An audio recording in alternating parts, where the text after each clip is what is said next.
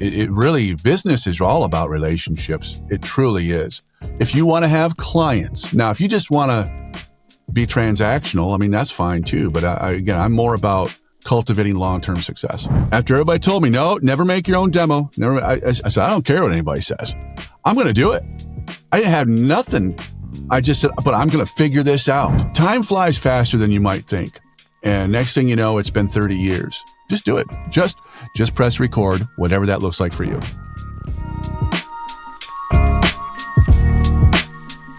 Welcome to the Founder's Hustle, where every business has a backstory, and we're just here to share it.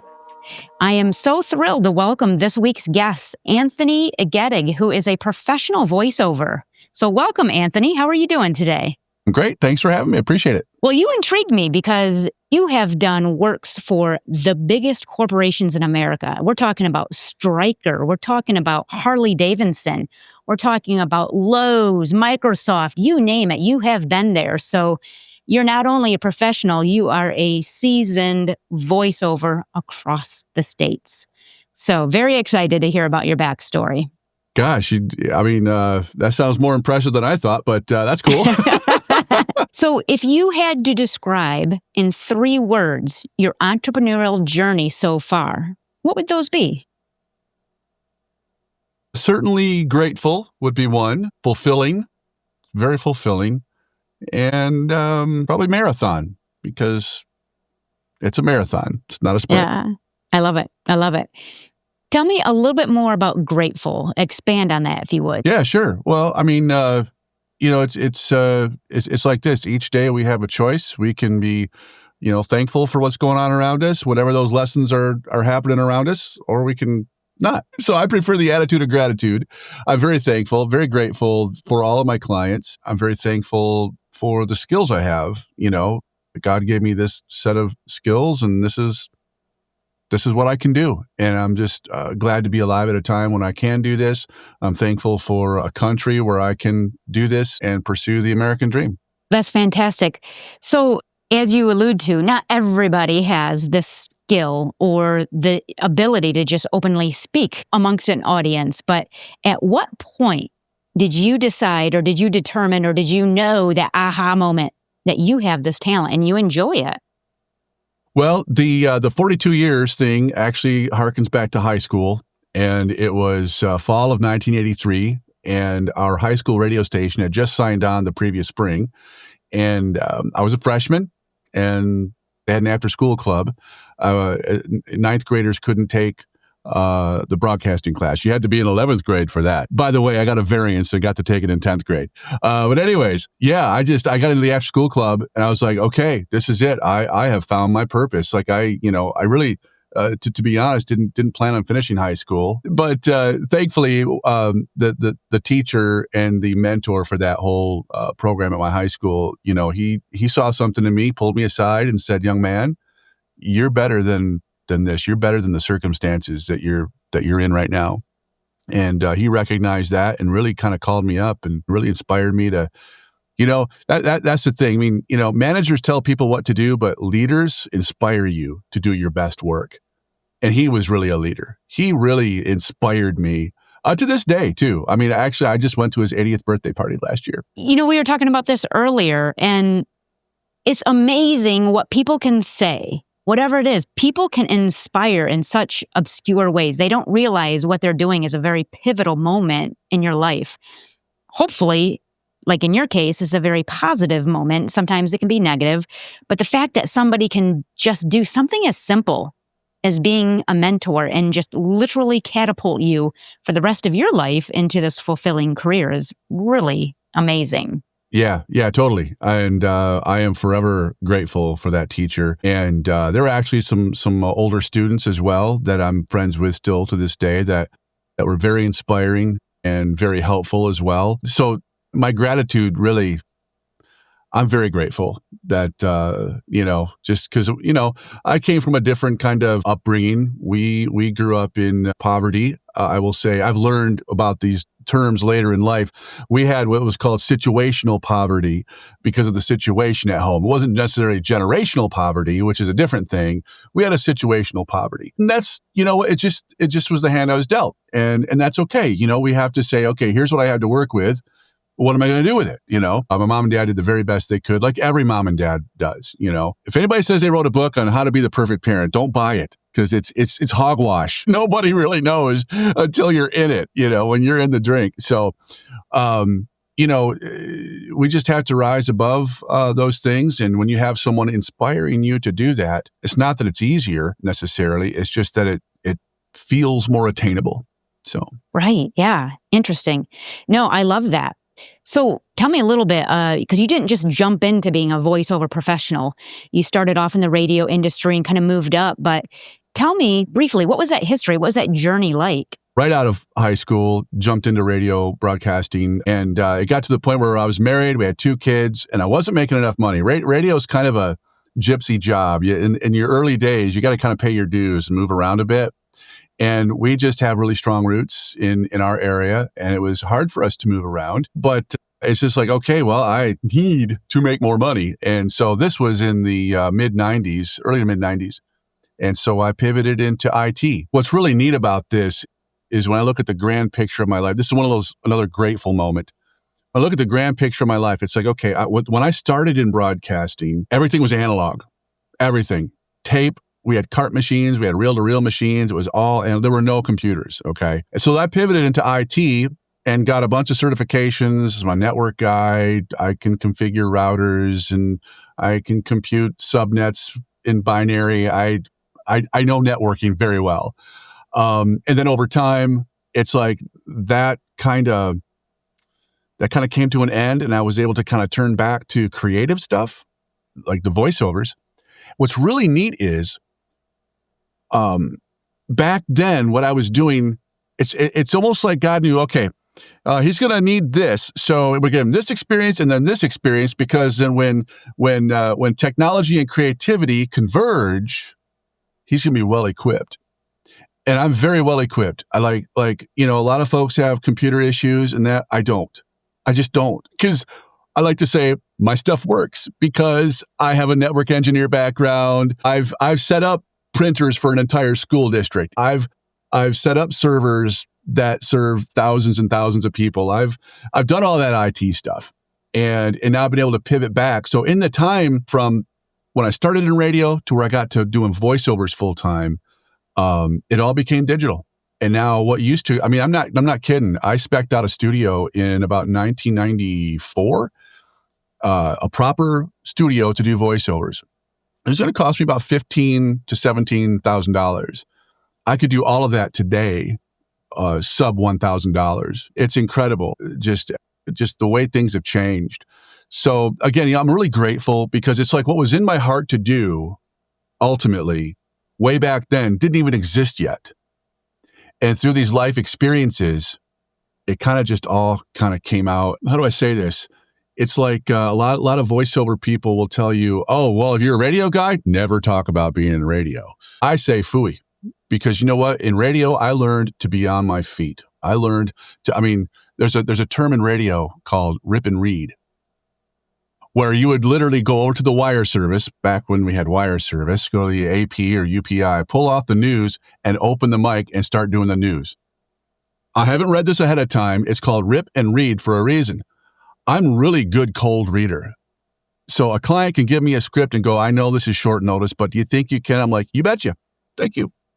So, it's stuff like that you realize over time, man, I was like made to do this. That is so cool. You found your niche. You found your forte. And one of my golden rules is everything happens for a reason. Yeah, so, sure. You did your path in order to be successful and get where you're at. So tell me about the moment you landed your first voiceover project. Oh, actually, that's a really cool story. When I was intent, like, I am going to do this as a voiceover guy, I had done freelance work here and there and voiced commercials. And I had written and produced literally hundreds of commercials when I worked in radio. But when I was pursuing voiceover specifically, I remember it was, and it's somewhere online now still. Maybe I'll find it and send it to you later. It was for Twin Lab. It's like a protein fuel powder thingy. I don't know what it was, but I did an audition through a kind of a casting call website, and I did my audition. And they said, "Yeah, we like it, but we want you to sound a little more gruff, a little more gruff." And then I was like, okay, all right, a little more manly, right? They're like, "No, we want that to be over the top." I'm like, okay. So I was like, Twin Lab, it's like this roar kind of voice. They're like, perfect. And it was like, okay, great. Yeah, here's $1,000. I was like, what? You paid me how much to do what? This is fun. Count me in, And I was just, that was, my wife and I still laugh about the Twin Lab spot. That's funny. Okay. Yeah. So then Twin Lab, I'm going to imagine, is on the grand scheme of things, a little bit smaller than, let's say, Microsoft or Harley-Davidson. So how did you get from Twin Labs to now working for Microsofts and Strykers and all the big dogs? Yeah, sure. That's a great question. So in the voiceover world, there's a lot of different genres of it. And so you may hear like the commercials that you hear on TV or on the radio, or maybe pre-rolls, on YouTube or other online video stuff. There's commercials. There's also narration. So like e-learning, welcome to our company, click next to continue, here are the rules, that kind of stuff. Onboarding, there's maybe a product specific training. There might be a new sales program being rolled out. So I decided early on that I wanted to focus on business, because the commercial stuff is very, very, very competitive. And the big dollar commercial stuff, really at the time when I was really getting into it, LA, New York, Chicago, kind of Atlanta, those are kind of some big markets you need to be in, because that's where the casting agents are, frankly. And the studios were all there. Now, you can be anywhere. Really, I've done national commercials right from this little booth here. But I decided to focus on businesses. And I strategically said, I'm going to ignore Los Angeles and New York. Because my thinking is there are 48 other states. All of them have business owners, and they all have checkbooks. And they need narration for their learning programs. And so I decided to really, really focus on that. To answer your question about Microsoft and Harley-Davidson, those are legit places that I have narrated for, but most of it's e-learning. So I'll tell you this, if you ever go to work at a Honda dealership, I promise you, I will walk you through your e-learning. I have done so much. Like 12 years or so, I've done narration for Honda. Lowe's is another one. If you go to work at Lowe's, there's a very good chance you'll hear me walking you through how to put together that little grill over there. So all these things need narration. And the great thing is the check's always cash. That's, because when you're a business, I'm not running a nonprofit. I'm running a for-profit, and I want to go where the fish are, and that's where they are. So yeah, I've done narration for Harley-Davidson, Microsoft, VMware, State Farm, Lowe's, Stryker, as you mentioned. They're kind of a local company in our area here. There's just, I don't look at anybody as a competitor. I really don't, because there's plenty of work out there. Yeah. Well, and I am not really privy to the whole voiceover industry. The average person doesn't even think about the fact that somebody got paid or somebody had to produce the educational video. It is what it is. We're used to it. So very fascinating opportunities, it sounds like. Well, it's not just that kind of stuff, but also some of it, like one genre of voiceover is medical narration. Okay. And that's very specialized. I do some of that, but I have colleagues who specialize in that, because when you're talking about pronouncing this drug or that procedure or this instrument or whatever, and you're literally instructing physicians on, here's the procedure for, whatever it is, and suture it with this. And it's like, man, you better sound like you know what you're talking about, which is why we are all voice actors. Comes in the eyeballs, out the mouth, and I don't remember any of it. Nice. What would you say is your most creative or unconventional marketing tactic to get a client? Boy, that is a really good question. I think in this world of e-newsletters and email blasts and social media, honestly, I think going old school and building relationships is the way to go. I really do. And it's funny because that used to be the conventional way and then it became unconventional, I feel. But what I'm finding is, the fact is people hire people they like. And if they don't know you, they can't get to know you and they can't like you, they're not going to hire you. Okay, maybe they will, but you'll end up with a customer, not a client. And there's a big difference between the two. So, I aim for client relationships. I may get to know somebody, but I may not work with them for a couple of 3 years because that's just how it goes. You build relationships. So I think that relationship is really key. I think that what used to be conventional is now almost unconventional. But. Right. So what is your number one tip for any aspiring entrepreneur or even young up-and-comings that are just entering the career workforce? What is your number one tip that you would say to build relationship? A good starting point would be something like, isn't it Andrew Carnegie, How to Win Friends and Influence People? Very, very good. Because it's so funny because so many people, you might not think this, but I'm actually kind of an introvert. I would prefer to just be myself and just stay home and be chill. But again, I'm an actor, right? And I'm also a business owner. And I understand this is what I need to do for my business. Social media is cool and everything, but I'm telling you, a face-to-face conversation with someone, and what does that look like? Go volunteer somewhere. Go get involved at a shelter. Go get involved at a food pantry. Go join Rotary. Join your local chamber. Talk about where the fish are. If you want to catch fish, go where the fish are. Go where other business people are. If that's who you're trying to hit, So I would say meet people. Really, it really business is all about relationships. It truly is. If you want to have clients, now if you just want to be transactional, that's fine too. But I'm more about cultivating long-term success. That's wonderful. That's really good advice, actually. Speaking of, this is your job. You've got people reliant on you. You've got bills to pay of your own. Was there ever a moment in your career that you just wanted to give up? Yeah. Matter of fact, it was last year. Oh, really? Yeah. Okay. The thing is, and I kind of did, but I didn't. AI is incredible. It can do some really amazing things. I can't believe just the stuff you can put into ChatGPT is like, okay, I want to configure my file server to do this. And there's your config file. There you go. But AI is also biting into my business as far as e-learning and that. It's gotten pretty good at the voices. It really has. It's not perfect, but the thing is, good enough is the enemy of great. And for a lot of companies, it's good enough. Just throw it in there. Good for our e-learning. Doesn't matter anyway. Really? The e-learning doesn't matter? Your employees don't mean enough to you to use an actual human narrator? That's kind of my feeling. And frankly, Judy, was just discouraging.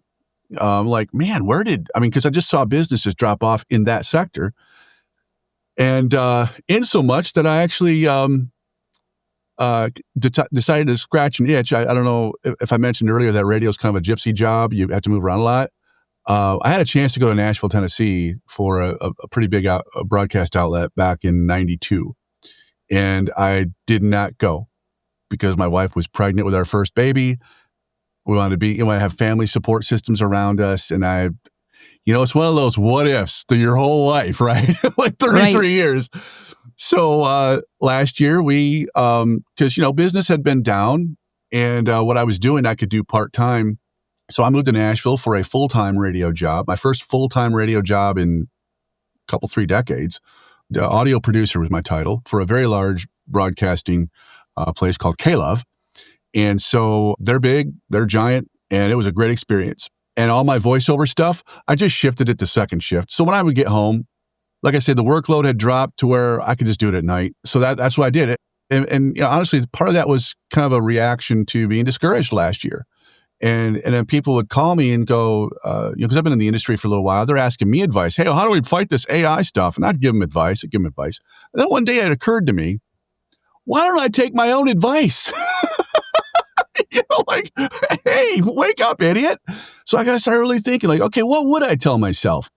And a lot of other things happened. Long story short, I let go of the job. We moved back to our hometown in Michigan, and I'm doing the very things that I told people that they ought to do.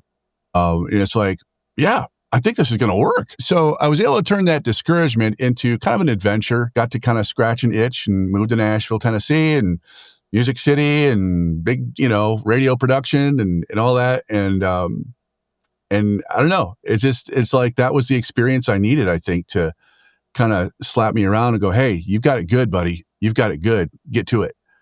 So yeah, it was good. It's been I would say a net positive. So in all of this, I mean, you've had a heck of a journey. Is there any, what mistake did you make early on that really taught you a lesson that that still carries with you? I think the biggest mistake I made, frankly, was listening to others. Because in this industry, at least, there are a lot of people that hold their cards very close to their chest. And it's competitive especially when you get to the bigger leagues, the national commercials and stuff like that. But, I actually started intentionally working with a voiceover coach, someone who is well known in the industry, and she was very, very good. Worked with her, worked with another gal. Both of these were in Chicago. And the second one I worked with, it was going really great. And they said, well, okay, we think you're ready to make your demo. Now, that'll be $6,000. And I was like, whoa, what? I mean, it's like the morning after a great heavy metal concert. My ears are just, whoa! That's all they were. I didn't hear anything after $6,000. I thought, forget it. That was in 2007. The barrier to entry is too high. I can't afford this. But everybody's telling me, you got to have your demo done professionally. Somebody professional has to do that. And because you're not qualified, you're merely a mouthpiece, And I'm like, but I mean, I stewed on that for a couple of years. After everybody told me, no, never make your own demo. I guess got all punk rock on it. I said, I don't care what anybody says. I'm going to do it. I'm going to make my own demo. And you know what, Judy, I didn't have any software. I didn't have any music beds. I didn't have nothing. I just said, but I'm going to figure this out. And I did. I grabbed free software. And then I don't even remember what I did for music beds, but I figured it out. I wrote my own scripts. And I just said, I'm doing this. Put up my website, did the best that I knew how to do. And I looked at others. What are other successful people doing? Because success leaves clues. And I looked at all of that. I said, okay, let me try this. And by golly, within a couple of months, if I didn't book that Twin Lab job. And guess what? It just kept coming. And then biggest mistake was listening to what other people had to say. Because once I got all punk rock and said, I'm going to do my thing, it started happening.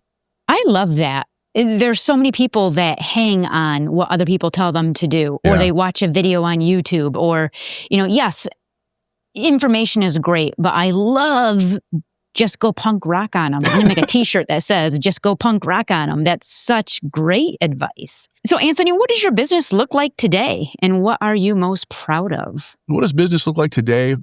Today it's, we had a few years there where it was really, really, really busy, really intense. And then this pandemic thing happened, and everybody, a lot of people went, right? And voiceover included. Business is picking up, especially since I started taking my own advice and focusing really hard on relationships. Because, when you're busy doing work, sometimes you can let that relationship stuff kind of take a back seat. Because, well, let's see, I could record this and get it out the door, or I could take time to make that phone call and build a relationship.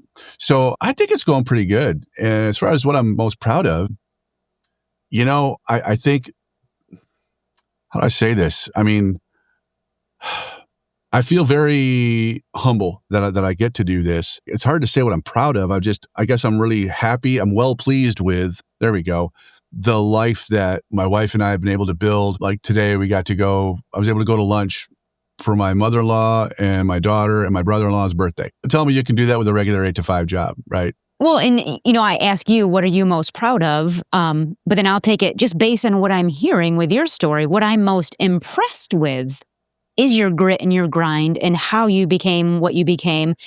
Nobody taught you anything. You learned it all on your own, and you didn't necessarily throw out the big dollars and just take the easy street because you didn't have that opportunity. I love that in entrepreneurs. Every entrepreneur has that drive that I'm going to get her done. So that's awesome, and I'm impressed with it. Well, let me give credit where credit is due there. My mom and dad both worked really hard. My dad, I remember as a little boy, he would work all day. He would get out of work and go directly to his second job and get home at about 10:30, 10:45 at night. And it was a struggle for us little guys. I was like 6 years old, maybe. I just remember wanting to stay up to see dad when he got home because he would eat supper while watching the 11 o'clock news. And I'm sitting at the table, not a little 6-year-old nodding off. My dad really, I think, really instilled in me work ethic. Like, son, you work. You will work. And you will do your very best no matter what it is. That, and like I said, I mentioned earlier about being inspired, when you love what you're doing and you're inspired to do it, man, it's not work. Yeah, you just dig in and go, all right, I get to do this. I don't have to go to work. I get to go to work. That's how I look at it. Yeah. Your father, who set a precedence of work ethic, worked his tush off. And quite frankly, he had to sacrifice something, and that was time with his children in order to maintain the household. What sacrifices people don't necessarily see that you have had to make over your career to make this happen? Ooh, boy, that's a good one. In my 30s, I played a lot of music. I toured. There was a point in time I was in 5 bands at the same time. But what it is music is kind of adjacent to broadcasting and voiceover. It's all studio stuff. And I learned so much about the recording side and things like that during those years. Regrettably, I was not home a lot in my 30s. And I really do regret that. But a lot of that stuff also helped to lay the groundwork for being able to do what I do today. I think working for yourself, it's not for everyone. And I've really I think you have to have a lot of mental toughness to do this because, and I'm a man of faith, and I really thank God literally for every job that comes in. Because if he don't provide it, I don't get it. But what about those days when, okay, well, how much did we invoice today? Yeah, goose egg, because there are days like that. And you've got to have the mental toughness to say, okay, well, tomorrow's another day and we're gonna give it another shot. And how are we going to do that? Okay, so with this show, The Founder's Hustle, there's 2 types of audiences that could be listening. One, people like me that just love a good story and hopefully gives you the ability to connect with your community. But there's also a group out there that are budding entrepreneurs that might get inspired by some of the things that they hear. So if you were to look the entrepreneur in the eye and maybe give them a piece of advice, something that you wish you knew at the beginning that took you 42 years to figure out, what would that advice be to that entrepreneur that just wants to get launched? You know what? I'm going to quote a guy who I think you and I actually talked about him before, Sean Cannell, Think Media. He's on YouTube. His big catchphrase is this: just press record. Just press record. For me, it's literally hitting the record button. But for someone else who maybe they want to start like a t-shirt business, or maybe they want to start a widget factory. What does your press record look like? I don't know, but just do it. Just start. Because here's the thing, you're going to make mistakes. You're going to blow it. And in fact, you're probably going to lose some money. You're going to get embarrassed a few times. It's okay. It's okay. Like when you're starting YouTube, Sean Cannell also says your first 100 videos are going to suck. And that's okay, because you're progressively getting better at it. I'll tell you, I go back and listen to some of my auditions from 15 years ago, and I go, oh my gosh, I can't believe I booked that. I'm so much better today. And you know what? In 5 years, I'll listen to stuff I did today and think the same thing. Really, just start. Time is your enemy. Time flies faster, especially for younger people watching or listening to this. Time flies faster than you might think. And next thing you know, it's been 30 years. And just do it. Just do it. Just press record, whatever that looks like for you. Yeah. I love it. That truly is great advice. I absolutely love it. So, all right. Well, thank you so much for your time. I want you to have the ability to share with our audience. Where can people find and get a hold of Anthony Gettig? The best way is hireanthony.com, H-I-R-E, hireanthony.com. No job too big or small. I'm just happy to help people get to where they need to go with any voice needs. Some of the projects that you could help out with, you've got commercials, e-learning, you have telephone on hold messages. What else do you have that you're... Yeah. So e-learning has been kind of my wheelhouse for quite some time, but I also do a lot of commercials. I mean, everything from, it's not just all national stuff either. It's a lot of, mom and pop, come on out to the car dealer this weekend. There's a special sale this weekend, or come on out to so-and-so's market.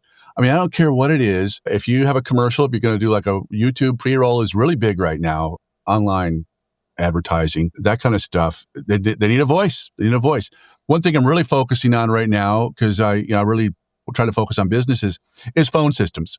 So having a professional voice answer your call, even if you have an automated, auto attendant, make that a professional voice. Message on hold is another thing. You think about it. Somebody has called your business. They're on hold. You have a captive audience. Let them hear what you want them to hear. So those are kind of my selling points for that kind of stuff. And I feel really passionate about that, if you haven't figured that out. I really think the phone messaging is an area that we are growing in and are going to continue to grow in. And it's definitely something I can help another business with, especially budding entrepreneurs. If you just go get yourself a phone number or a Google Voice, man, put a pro voice on there. I'm happy to do it. Very nice. Very nice. All right. Well, there you have it. Anybody need voiceover specialist?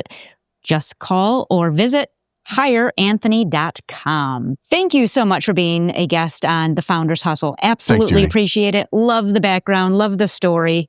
And by all means, if there's anything I can do for you, you know where to reach me. Thank you so much. Appreciate the opportunity. Absolutely. Thank you for tuning in to this week's Founders Hustle. I would absolutely love to know what resonated with you the most from today's guest. Go ahead and drop me a comment if you're watching this on YouTube. Also, if there's a future topic that you'd like me to touch on, go ahead and drop that in the comments as well. But no matter where you're watching or streaming your favorite shows, hit that subscribe button. Follow me on social media. Tell a friend about this. I would love the support. But in the meantime, keep living, keep growing, and keep hustling, because you are meant to do great things. See you next week.